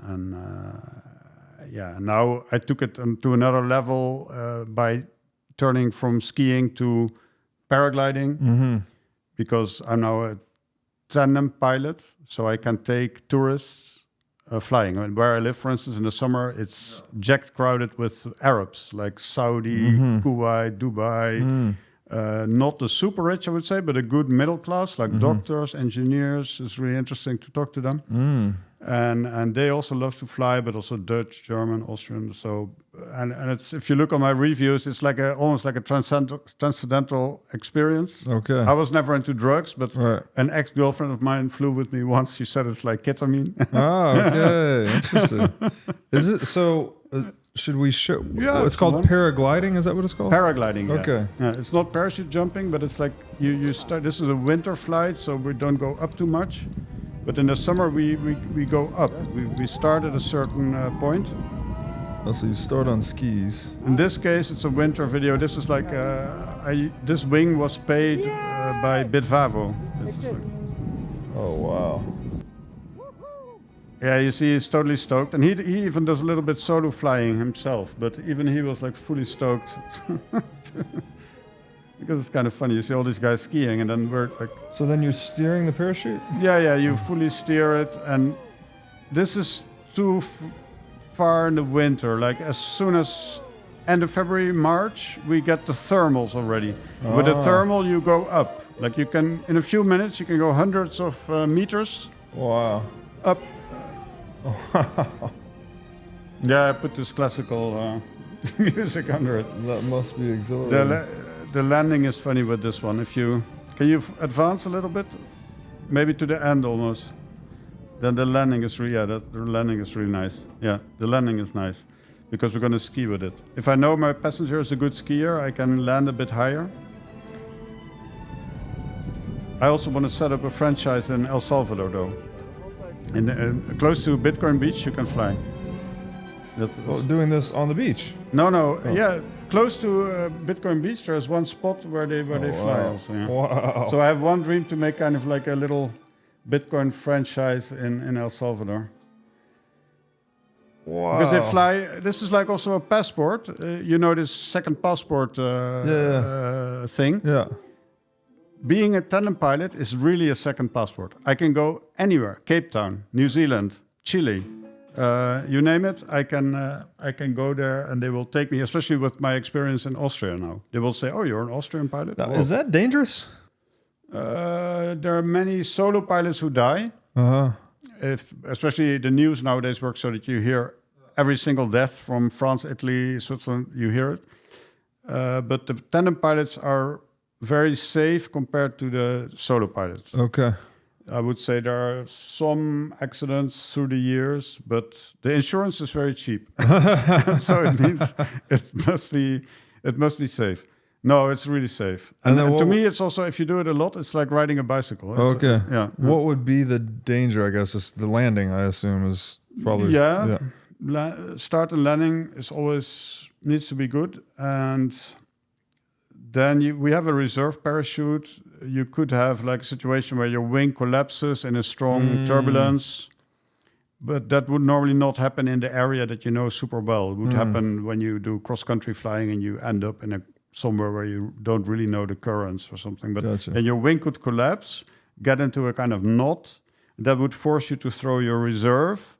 And then your reserve could even get entangled in the wing or something. That's the acro pilots who do the really stunts, they have two reserves. So they throw one, if it doesn't work, they throw another one. And then you see some videos on YouTube also of like a close call where somebody like 50 meters above the ground, the reserve opens and just saves them on the last second almost. Amazing. But the tandem, I would say, is really safe and people are like really super enthusiastic about, and it's well paid. So to me, it's a funny little niche or niche. Yeah, tomato. Yeah. Very. This is where I believe in individualism. That you have to have. You had a podcast about courage and fear and things like that. Yeah. That if you have the courage, but that was in a way always like it. You could also, as a little farmer in the Middle Ages, you could go to the knight and become the knight's helper. Right. And then 10 years later, you were yourself a knight off to Jerusalem to the. Yeah. So I think in a way the exit out of the matrix was always possible, but these days maybe more easily than back then. With so many also personal development tips that you get on internet all the time. Right. But I still think there's a big group of people that you would almost have to say it's not really individualist. It's really more like collective. You just have the house and the mortgage and the family and the kids and your little job and you're happy and you go on holiday, you come skiing. Yeah. I don't see too much, and especially when it also with the climate thing, when then the people are like, yeah, I'm trying to eat less meat. Then that's really like the non-player character, NPCs, yes. Are you sick of being robbed by politicians through inflation and endless money printing? If so, you need to be at Bitcoin 2024 in Nashville, Tennessee on July 25th through 27th. As the largest Bitcoin and Fintech conference in the world, Bitcoin 2024 stands as a beacon of monetary freedom, a glimmer of hope amongst a darkening macroeconomic backdrop. Top speakers, companies, and thought leaders from across the industry will convene in Nashville to look ahead to the next year and beyond. I will be there, and Bitcoin conferences like this have become my favorite place to socialize since becoming a Bitcoiner. Ticket prices will increase soon. Get your tickets now and secure your spot at this game-changing event. So go to b.tc/conference and use discount code Breedlove to sign up for the Bitcoin 2024 conference. Again, that's b.tc/conference, discount code Breedlove. Over the past 9 years, I've been going through a pretty serious struggle with my personal health. It started with a sharp pain and stiffness in my hip after a lifting injury, which I later learned was related to some pretty extensive inflammation in my gut. Then I developed an autoimmune issue, and soon I was having joint pain all over, skin irritations, and all kinds of digestive issues. I visited many doctors trying to figure out what was wrong, but none of them were able to help me fix any of my issues. I eventually started to see an energy healer with whom I had some limited success, but it wasn't until I started working with the biohacker Anthony DiClementi last year that I was finally able to start making real progress on my healing journey. Anthony spent a lot of time with me learning about my specific situation and worked with me to adapt a custom health plan to address my needs. Anthony has served as a personal biohacker for celebrities, billionaires, and professional athletes all over the world. Besides helping people like me overcome health issues, Anthony and his world-class medical team also help guys that just want to optimize their cognitive performance, guys that want to pack on some muscle, and guys that just want to get shredded. Anthony keeps a tight book of business and is selective about the clients he brings on. To apply for Anthony's biohacking services, text Breedlove to 847-943-7221. Again, to apply for Anthony's biohacking services, just text Breedlove to 847-943-7221. All right, so as I was just sharing with you offline, there's this little thought experiment I've run myself to try and frame up how corrupt money can be corrupting on the individual, actually, in terms of their ethical actions, psychological actions, as they relate to other people, etc. And so the thought experiment I run is, even armed with the knowledge that I have today, which is like I've been studying the nature of money really since I read The Creature from Jekyll Island almost 20 years ago, right? I've been kind of going into this rabbit hole of money, economics, markets, and all the associated areas like human psychology, sociology, technology, etc. If someone came to me today with a black debit card and they said you can spend $1 billion per year on this debit card, no questions asked. But I'm armed with the knowledge of knowing where that money's coming from, right? It's freshly printed money, let's say. So I understand that there is a legal monopoly in place called the central bank that is premised on coercion, that is being used to steal from people at scale, that's used to fund mainstream media, psyops, propaganda, etc. It's also being used to fund warfare. That I would still face a significant struggle of temptation saying no to that $1 billion of quote unquote free spending per year, knowing that it's not free, right? There's the heaviest cost in the world, but to me is just an individual that would be handed that much power, that much purchasing power. I think it would still be difficult for me to say no. I would like to think that I would say no, but I couldn't actually know. You would want to have an excuse that makes you feel good about it. I would immediately go into this mode of rationalization, right? Like, how can I frame this up? Maybe I could spend the money to save the world. I just use that as kind of a thought experiment of framing up how significant the power to print money is on corrupting the human psyche, even with the best of intentions, even if you're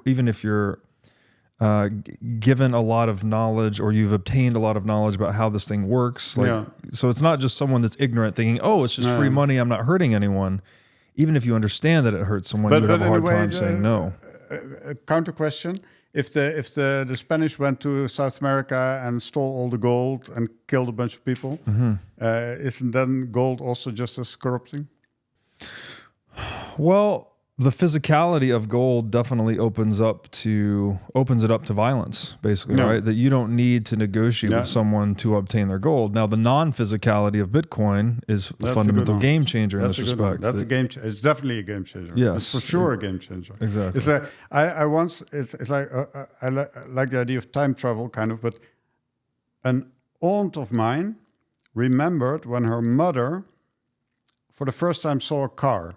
And she told me about that moment. So she was maybe like a 3-4-year-old. I'm 57. And the emotion, the way she told me, it was so real that I still feel that inside. The connection with a person who saw a car for the first time in their life. And what she exclaimed was like, no horse. It was like she couldn't believe what she saw.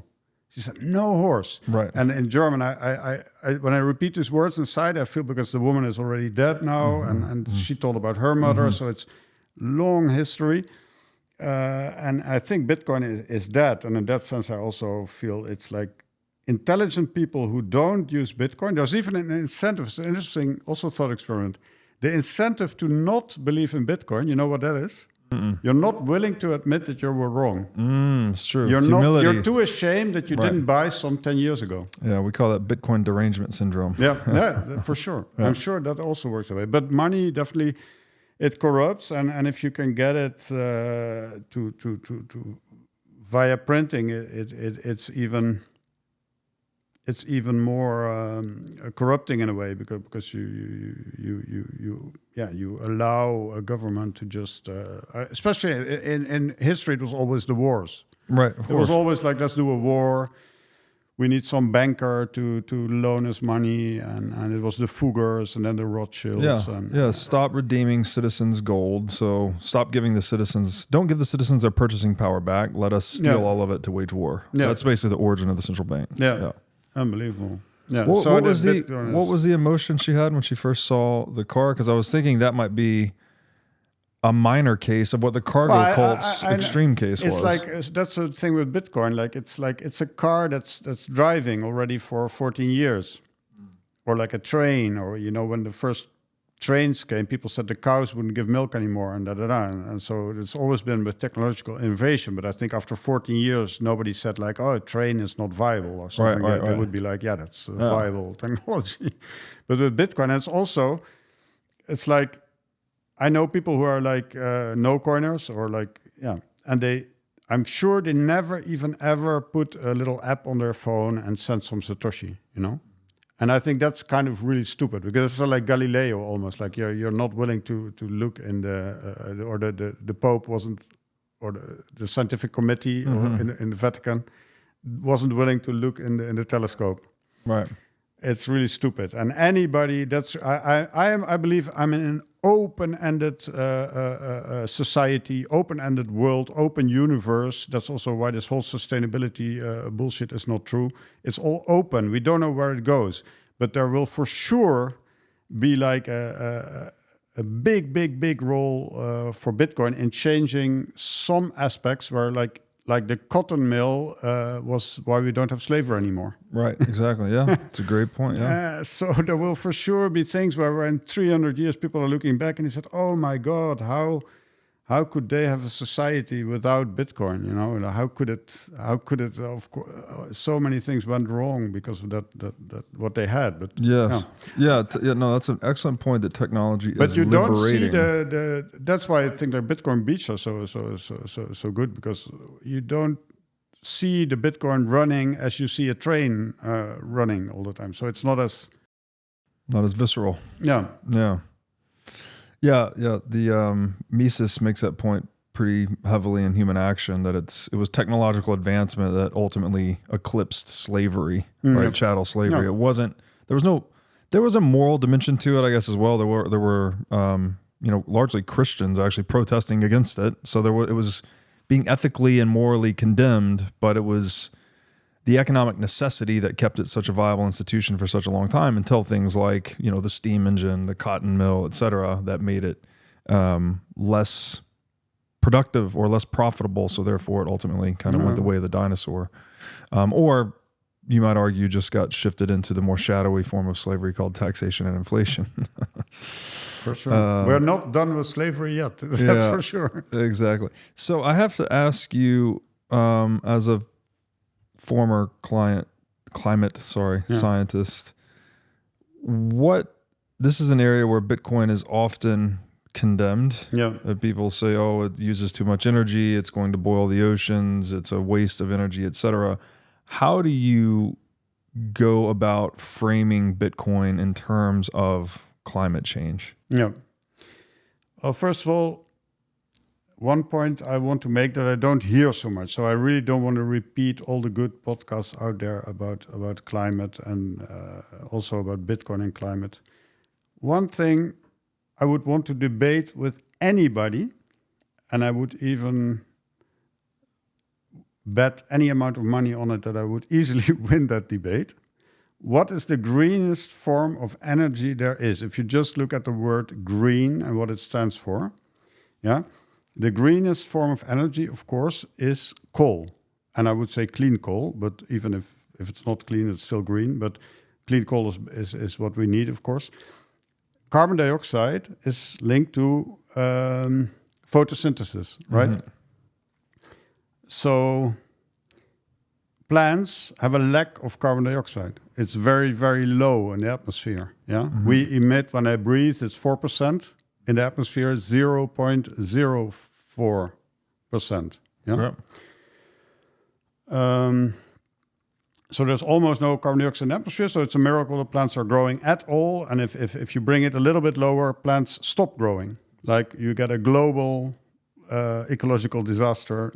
Plants don't grow anymore. And the YouTube is full with little videos of home gardeners that how can I put a little more carbon dioxide in my room? Mm-hmm, or mm-hmm. They even have a little hose to the plant, and mm-hmm. your little tomato in mm-hmm. On the shelf grows double fast. So I think it's very important to not have like fashion words, mm-hmm. but true words mm-hmm. or truth. Mm-hmm. And Jordan Peterson talks about anti-truths. Mm-hmm. And that's also my 180-degree fallacy that I talked mm-hmm. about.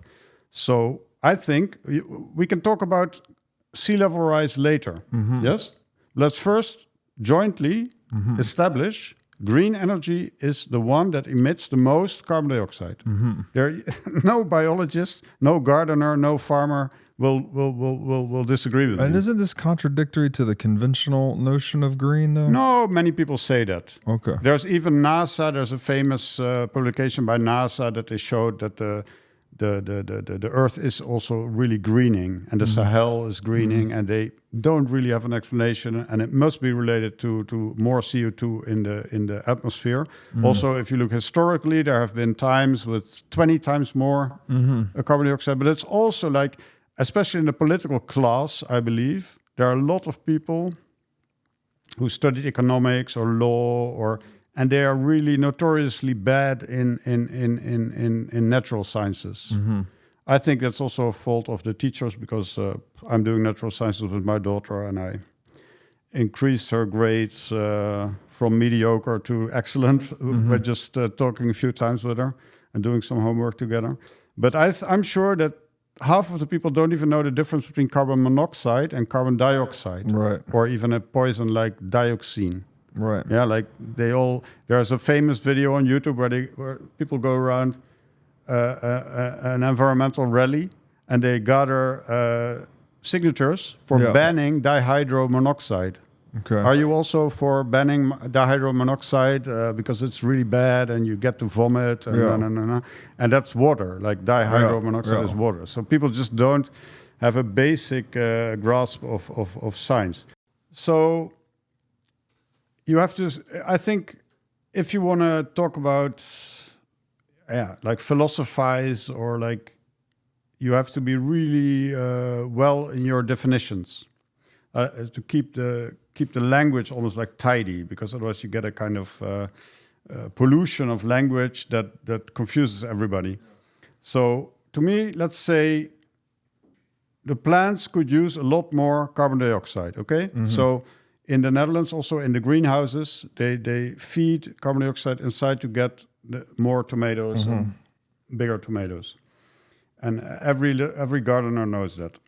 So, and also the plants, the optimum, we know all these things exactly, yes? So we are now at 450 mm-hmm. ppm carbon dioxide. Mm-hmm. The plants like it at 1,000. Mm-hmm. And in the desert, even a bit higher, like 1,300. Mm-hmm. So we could double, triple mm-hmm. the carbon dioxide in the atmosphere.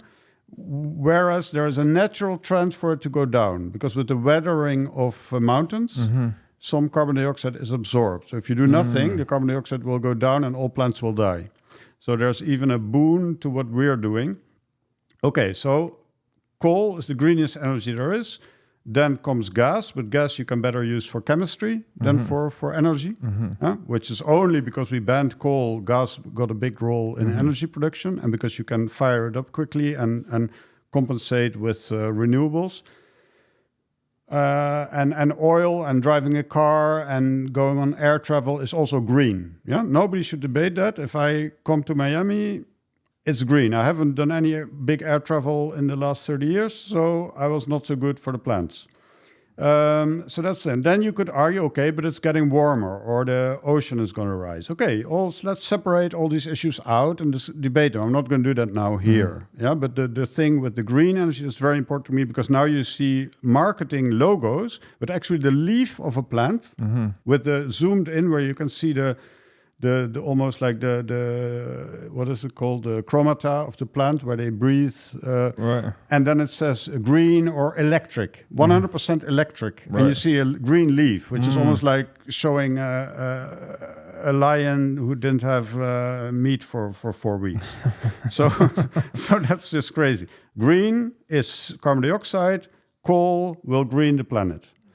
Then let's discuss with anybody like all the rest. I personally think it's like, especially compared to the big crisis like malaria, look up malaria deaths, it's horrible. And also I believe fundamentally that you always have to solve the biggest first acute problems first. And also fundamentally that every generation needs problems because humans are problem solvers. Yes. So there's also this idea that we have to prevent the problems for the next generations, right? So instead of focusing on malaria, which is a problem in our time, we're trying to fix the climate for the next generation. Whereas I would say there's not a real objective standpoint to really know what will be in 100 years. So I say my father's generation was this golden age of capitalism, after the war. And the war, let's say, Second World War was pretty much the biggest, one of the biggest disasters ever befell mankind. So in general, even for Fukushima, it's known the Japanese economy rose a little bit after Fukushima because there's a lot of work to do, right? So in general, it's not about solving the problems for our grandchildren. It's about solving the problems we have right now, right here. So I really see climate is low. I don't believe too much at all in any climate crisis. I don't believe there are so many dimensions that it's not what they say it is. Warmer is better. Only guys like me who like skiing, they could care about it staying a bit colder. Anybody else or any animal or plant would like it a bit warmer. And in the areas where it's really hot, we have already air conditioning, so doesn't really matter. So it's just not a crisis. And it's very down the line if it ever were to be a crisis. And there will be climate change. Climate is changing all the time. So it could change in a natural way. A next ice age would come or a hot age or whatever. And then we have to deal with that. But now, so it's just, and then on the Bitcoin side, so I would focus on the thing we know for sure. It greens the planet. More energy greens the planet. So it's not an issue at all. So you want to burn more coal to get the CO2 up and green it back. And also we have a really interesting scientific experiment at the moment because the solar activity is going down. The carbon dioxide is going up. So we can nicely separate the question, what's the driver of climate? Is it CO2 or solar? Because in the second half of the 20th century, the solar activity was very high. So we couldn't separate carbon dioxide and solar. Now we can. So the best we can do, keep emitting carbon dioxide, which we're doing anyway. China and India, so it's totally crazy to talk about it even. Keep emitting CO2, and in the next 50 years, let's see what happens with the climate. And in that sense, it's no discussion for Bitcoin as well, especially since it's not a big amount of energy that Bitcoin is using. I think people just gaming on their computers are using more energy than Bitcoin is using. So it's a joke. Many things I would say are a joke. If you really and people are even spending too much time almost arguing them. But many things, if you boil them down, it's like it's a joke. It's a joke. Climate it's a joke. We shouldn't waste our time on it. Well said. All right, so we've explored Bitcoin's relationship to energy and climate change. Another area that a lot of Bitcoiners talk about is war, how Bitcoin relates to war, how it could change the future of war. Obviously, Jason Lowery has been very front and center on this conversation with his thesis of soft war, that we could actually move from a world dominated by kinetic warfare to one dominated by more of a soft, proof of work, Bitcoin style competition, something like that. And you've mentioned this thinker, Morsheimer. Yeah, John Mearsheimer. Yeah. Mearsheimer. What are your thoughts as it relates to war, Bitcoin, if you like, and maybe in the context of energy as well? Yeah, especially also because it's very, let's say, a current debate. I would hope that it would not have been necessary to talk about war, but sadly, we even have a big war in Europe. You know, my mother is German, my father's house. I'm really like a European, and it's unbelievable that when my parents were young, there were German tanks going to Russia, and now there are German tanks going to Russia. So it's not what you want, and also my mother is still alive. I'm happy that she's watching the 8 o'clock news and not thinking too much about it, but Mearsheimer basically is like an advocate of the German word is Realpolitik. So this realistic vision of don't be too naive about countries, and that weaponry is still a big thing. That countries are really getting in an equilibrium. Yeah. Because this guy has these weapons, this guy has these weapons, and principal nations are always ready to go at each other's throat. And then you get like these security agreements where you say, okay, let's for Europe choose this or NATO or all these agreements that this is the mafioso aspect of statism, right? That they're for sure. Yeah. But I think we are not yet on a Bitcoin standard. So I think Mearsheimer, you couldn't have a debate with him about Bitcoin because we're just not there. Sure. We're not even close. Sure. We're not even close on a Bitcoin standard. So I think there's an argument to be made that maybe Bitcoin fixes this. That I just had this thought about if from the first moment that people started exchanging goods in the prehistory, almost like a blacksmith and a shoemaker, and they start exchanging, if they had Bitcoin right off the bat, if that could have led to a what if history, where you say we have the whole history without all the wars, like not even or almost like maybe just a few skirmishes with some people die, but not like thousands or millions. So, but I just think one thing for sure. War is money printing. I would say that it's a given, and also the easiness with which people, also peace-loving people, are fully on board with money printing. With the COVID as well, but maybe for COVID, something can be said that you had to save some businesses, but you shouldn't have had the lockdowns, of course. But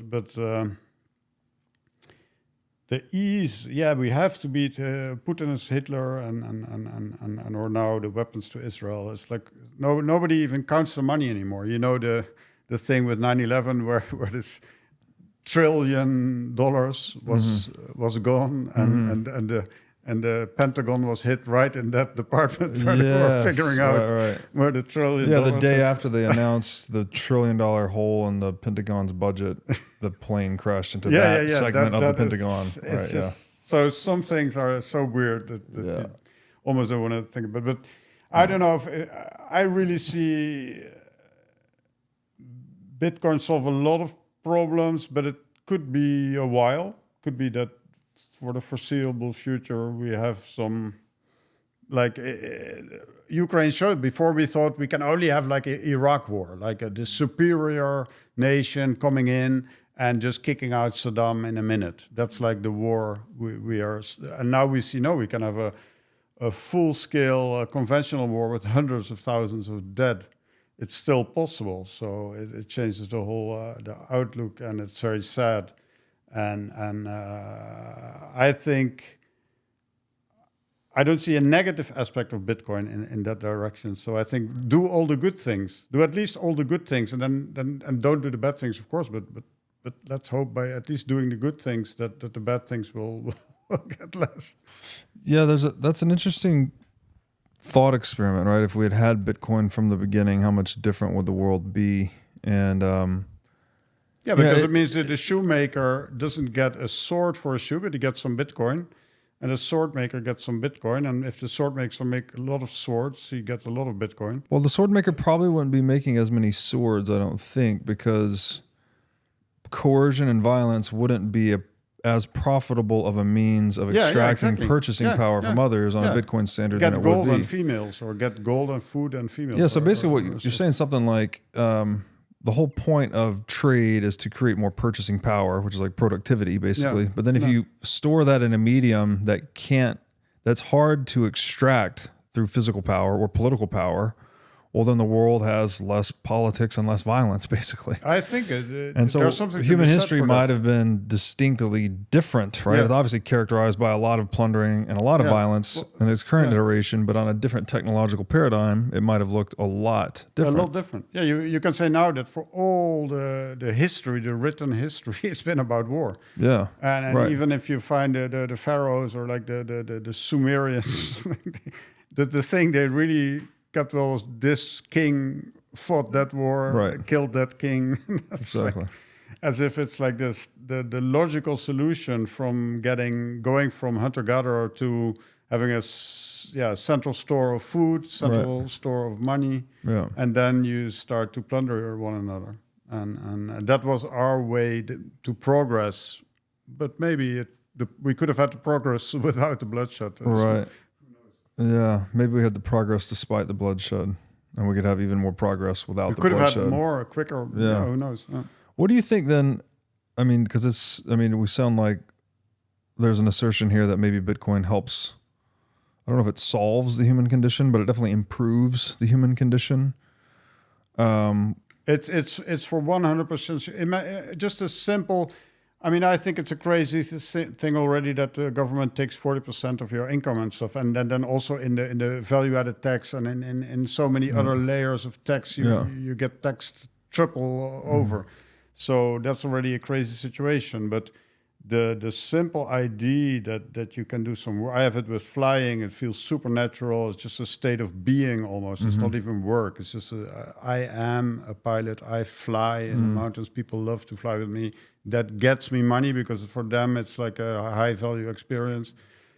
And then I store it in Bitcoin. How beautiful is that? Because then that means that's just me and my Bitcoin. That there's no third entity there. Yeah. And I'm not 100% convinced that there couldn't be several monies at the same time. Maybe there could be some Keynesian government play money. Maybe there's a system possible where you could have everybody has their own Bitcoin, but still the government can play with some money to push the society. I don't know, but the Bitcoin is definitely it's a super good thing. It feels good. That's why I also think, what's the point discussing Bitcoin with somebody who hasn't even tried it, who hasn't even got a hard wallet? That's like really talking about flying a drone with somebody who I gave him a drone, but he didn't even open the box or something. Right. Like it's a really nice technology. It's nice to have. Yeah. It feels good. It's like, to have a tool that can preserve your purchasing power. It's defended by physical power, which is the point Lowry really makes. But it's defended in a way that protects it from being plundered by political power. Yeah. So what do you make of Lowry's soft war thesis? Is this something you subscribe to? Do you think Bitcoin has this radical impact on warfare going forward? How do you see that? I remember there was one guy on your podcast who said, "What happens if the miners start attacking each other?" I find that kind of an interesting out of the box question. So I don't. There's also in the climate space one thing that's a good thing to say. That's I don't do predictions, especially not about the future. Right, Yogi Berra, right? Yeah. So does it? I don't know. It's just live in the now. That's also a thing with Bitcoin. It's like deflationary, so it in a way it helps you to live in the now because I have an inflationary money. Then I constantly have to see how can I invest my assets to stay ahead of the inflation, basically. Sure. And with Bitcoin, you can have this kind of calm where you say, "Well, my Bitcoin, I don't look at the price. I don't need to invest. it's good. And so then I really think we have to work. We are here to work and have fun, like work hard, play hard. And you work for the good thing, and you work for that now. And if so, Bitcoin is a good thing. Buy it, have some, convince some other people, do something also to solve malaria. Something. And how is that related to Bitcoin? I don't know. But I can maybe do something to solve malaria. But just do the good thing now, and the time then will tell. And you can. It's always a fun game to do predictions, but let's wait and see also a bit. Yeah. No, I like this dimension of Bitcoin too, that it really incents you to just do whatever you're good at, right? To actually add to the storehouse of human knowledge or human productivity, or really just go out and solve real human problems in a way that's profitable. And then you store your profits in Bitcoin, right? You just get, it's the old school savings advice, right? You just make more than you spend and save money. Yeah. But that calculus was destroyed by fiat because you couldn't save money because the money's getting counterfeited and depreciated all the time. Yeah. So you were forced into investments. You're forced into riskier positions. That rich people are forced to go in politics because the politics touches their money. Right. So on a Bitcoin standard, somebody could have billions and say, I don't care about politics. Right. It's none of my, I don't care. Yeah, I don't have to buy a politician. I don't. If you're rich, you'd have to go into politics to make sure the wealth redistribution schemes are not engineered against you, right? But in Bitcoin, you can be agnostic to at least central politics. Maybe local politics is always going to be a thing. Yeah. What, okay, let's talk about this new media paradigm that we're in, and we're participating in it right now. We're on a podcast. The old world was much more top-down media paradigm, very few broadcasting entities controlled by even fewer players. And now since the advent of the internet and digital technologies, we have a lot more peer-to-peer media participants. And that seems to be a good thing overall, and that we don't no longer have to take the narrative construction from one source, right? That we're all sort of we're more effectively co-participating in the construction of these narratives that we inhabit. And that seems to be at the bottom of a lot of this strife in the world, that I think the existing power structures that operated well under the top-down media paradigm are struggling to adapt to this bottom-up media paradigm that we're currently in. What are your views on, I guess, that change in media paradigm and podcasting more specifically?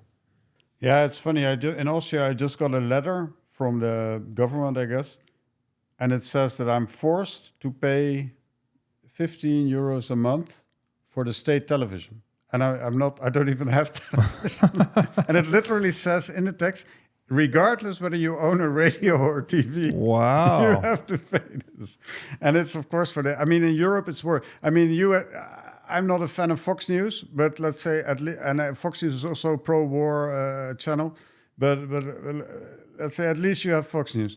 In Europe, it's worse. Yeah, in Europe, we have a kind of, they say this is a left newspaper, that's a right newspaper, but they're all NATO bubble propaganda. It's like really, really bad. And then I think also in America, the skepticism towards the mainstream media is already way bigger than in Europe. I would say in Europe, it's maybe 30% is off of the mainstream media. I think in America, it's more like 70% almost that really doesn't care about it. So, and then you get the podcasting. Well, first of all, we had the COVID, which was really an attempt to impose like full censorship during COVID. They say even that in the beginning of the Biden presidency, there immediately was like an office created to get the censorship going. So that was a narrow escape in a way with Elon Musk. I would say so. Free speech, of course, is a big thing, and I think in the US and in Britain it's fairly strong, stronger even than in Europe. But But so if you start fully censoring like YouTube, then it also loses almost its value. Yeah? We really have to watch our words all the time because you don't want to get kicked off of YouTube. That will make it harder. But it's definitely, I think YouTube is, even though it's kind of censored, it's still the richness of knowledge that you can garner from it is still so huge compared to what I remember when I was young, when it was like almost impossible to get alternative viewpoints and especially even just sitting in front of a television. It's so stupid that I'm going to really sequentially watch what they decided to bring. And now I'm just going on my Google Chrome and putting on the television what I want to see, what I want to hear about. But what I also find interesting with the podcasting as it is now currently developing is that I see a kind of pool of people that are like constantly sitting on each other's sofas almost, and like almost like it's a bit scary because it could also be like a new elite. Yeah, like we're all a little bit. Everybody does Wim Hof. Everybody does the breath work. We're all in t-shirts. So it's also a bit a male thing, I would say. There are not too many females in that space, but it's still good because we're really going deep with these long format discussions, where.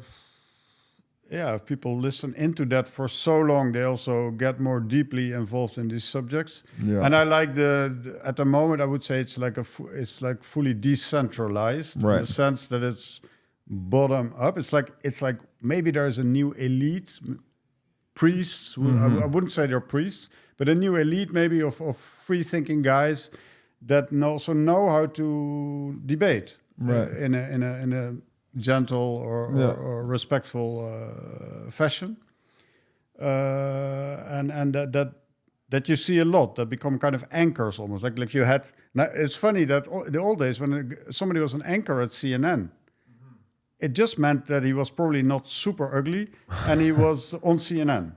It didn't mean anything for him as a person or as a talent or and now you see like a Don Lemon or something. He's like off the radar as soon as he leaves, even though he tries to do a podcast. And some other guys, they have their own traction and their own talent, that they are the guys that can do this, be an anchor, because that's good. So I think it's very hopeful because I really think everything that's decentralized, if I would now imagine there would be like a kind of podcasting Vatican, like a podcasting Pope, who gets to decide who gets so much airtime or... That would be horrible. So now it can just flow. And I have to think of Hayek and this little video where he talks about the necessity of the money out of the hands of the government. Oh, yeah. He always says it wasn't allowed to develop as language. Do you remember that? Right, of course. That's what he starts with. Yeah. So he takes language as a metaphor for something that is allowed to freely develop. And there's not even in the most statist... pre-wokeism. You're right. We're fucking with it. We're fucking with it. It's bad. Yeah. It's bad. That's why I'm very keen on the green energy thing. But the language, that's a tough one. We should stay. That's why Peterson is a hero. I mean, keep the hands off the language. Yeah. Let that run. And I think we can win this battle, I would say. Yeah, I think so, because, man, it's really, the coercion backfires ultimately, right? The censorship backfires, right? The more YouTube censors people, the more demand you create for alternative censorship-resistant platforms. So there's not, I mean, if you look historically, I just don't think censorship can only give you short-run victories, but it comes at the expense of your long-run interest as a going concern, frankly. RFK said something like the censors have never been on the right side of history. I think there's some truth to that. There's also, but it's also technology driven. I don't underestimate that before Gutenberg, it was already pretty tough to get things out. And now we have the internet. So it could also be, and then we talked about that maybe Bitcoin is like the the culmination of the value of internet. But I really believe, because the funny thing about internet, VPN, etc., it's like you can try to squash what you want to squash. It's like almost holding down a bowl in the water. It flops up on the... It's the meme of that guy with the broom on the beach, and he's like trying to sweep the water back into the ocean or something. It's just... Internet is a cool thing, and Bitcoin is one of the corner aspects of the internet revolution, and the new chance for. In my youth, in my childhood, I was an avid newspaper reader since I was 13. Yeah. I think we had like 2 newspapers at home. Like I read it A to Z. Yeah. And maybe skipped the sports page. Or no, I was reading it. And looking back, I know I was fully propagandized. Yeah, of course. Even though you thought I read the left paper and the right paper, and you're still fully propagandized. That's how I feel, having read The Economist magazine for years. Thought I was reading something good. Back then, there were still good journalists. Mm-hmm. Back then, it's really true. In the 60s, 70s, there was still journalism had a certain standard. Like people say, a chief editor would never block a story or something. And nowadays, I know journalists, they're really bad. Yeah, it's like, so I would say not for myself, but let's say for a guy like Peterson or. I try to play in the league, but the level is so much higher than say mainstream journalism. It's like we're not even playing it. And I hope people pick that up, that they see it's another league. It's like why should you look at the lowest league soccer if you can look at the Champions League? And that's a bit of feeling with a guy like Peterson. That's like it's a high league of intellectual endeavor and honesty and also.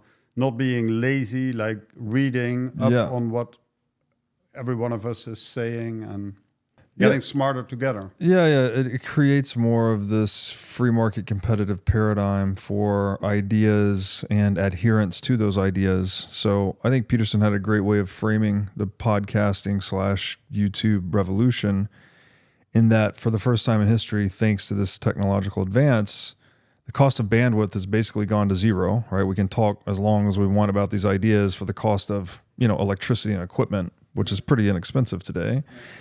And that the spoken word now had the reach and permanence of the written word, which was something unique, that we didn't have that before the internet and before kind of peer-to-peer media paradigm.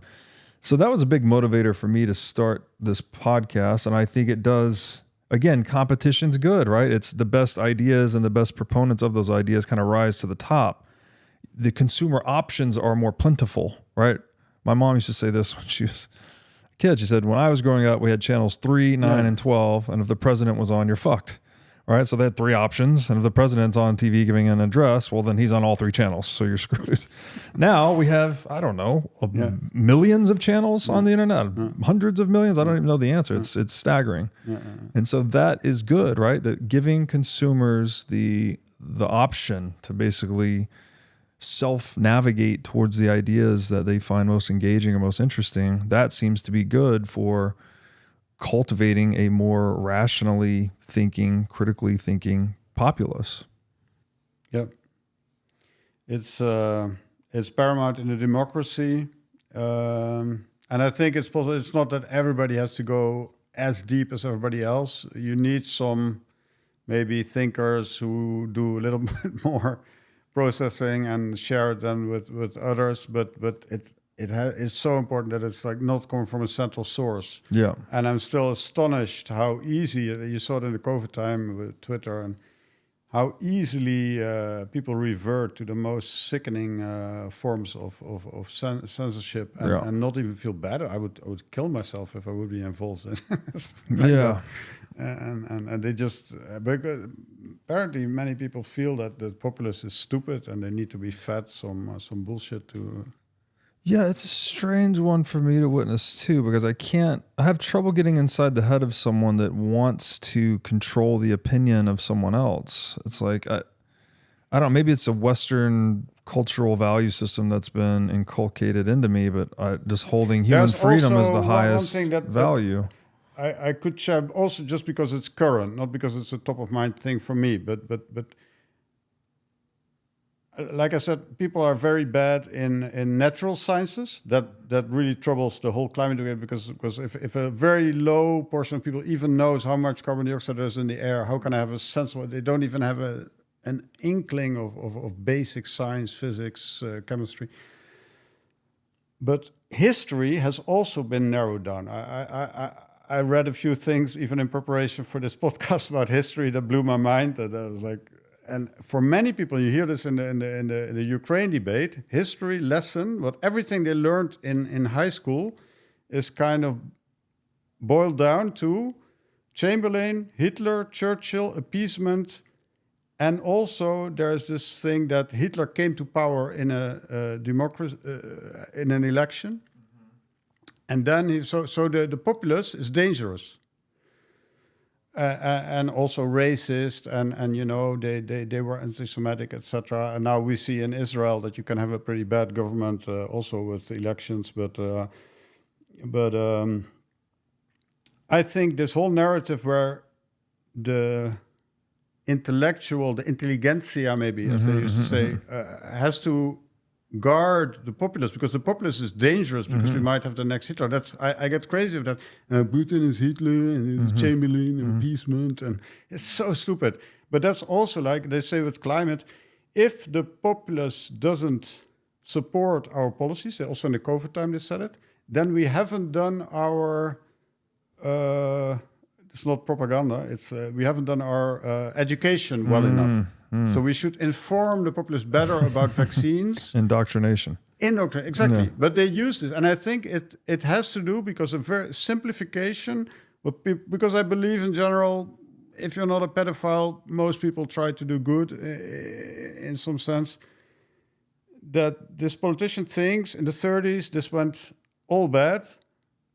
Because in a democratic election, somebody was chosen and then So we can't trust the populace. So we have to kind of not just let them vote and get what they want. Everybody wants 3 cars. No, you can't have 3 cars. We have to explain to you why you can't have 3 cars. So that's basically, I think, they legitimize that democracy. We need democracy, but not too much or something. And I would be like a full-on kind of, but educate people, but in the open way. Like we have talk about decentral and central, but you also have open versus closed. Right. So all these concepts from the Bitcoin space are very important in this area. Yeah, I think this is a Bitcoin rabbit hole thing, and it's a controversial opinion, but I think political democracy is a scam, frankly. It's like the idea that you can vote someone in that's going to accurately represent the interests of the voters is just not true. It's not possible, frankly. What do you actually want? You actually want universalized life, liberty, and property, and then individuals voting with the way they spend their money, basically. Yeah. That's how, everyone votes for 3 cars. Like, well, no, do you have the wherewithal to purchase 3 cars? No. That's seems to be the most fair way to allocate resources as far as I can tell, but we are a ways off from that. So until then, I guess democracy, liberal democracy is better than pharaoh god kings like we had in ancient Egypt. So I guess we're making progress. The future will be full of surprise, I hope, for sure. I mean, if you just look at what happened this is the whole fallacy of the end of history, that kind of Francis Fukuyama thing, where it's definitely not the end of history. Yeah. It's like so many things. I mean, we have to millions. One thing that's also good to study is geology. You can I'm a fan of paleoanthropology also. Then you go back a few 100,000 years to think about where we came from and where do we go. But geology is even crazier than that when you think about it in times of millions, tens of millions, hundreds of millions of years. And then the planet, the Earth, has like I think 1 billion years to go, or habitable will be like 500 million years. Right. So what will Bitcoin be in 100 million years? Time will tell. Hajo, man, this has been a heck of a conversation. Very wide ranging, very interesting. Thank you for coming all the way to Miami to do this. Where can people find you on the internet? Yeah, the thing that I'm like super passionate about at the moment is my business called VIP Paragliding, like very important passenger paragliding.com. And the flights can be paid in Bitcoin. I would be really honored if one day somebody calls me and says, I'm in Austria, I'm near Zellemzee, and I'm a Bitcoiner, and I want to fly with you and only with you. Awesome. All right, man. Thank you so much.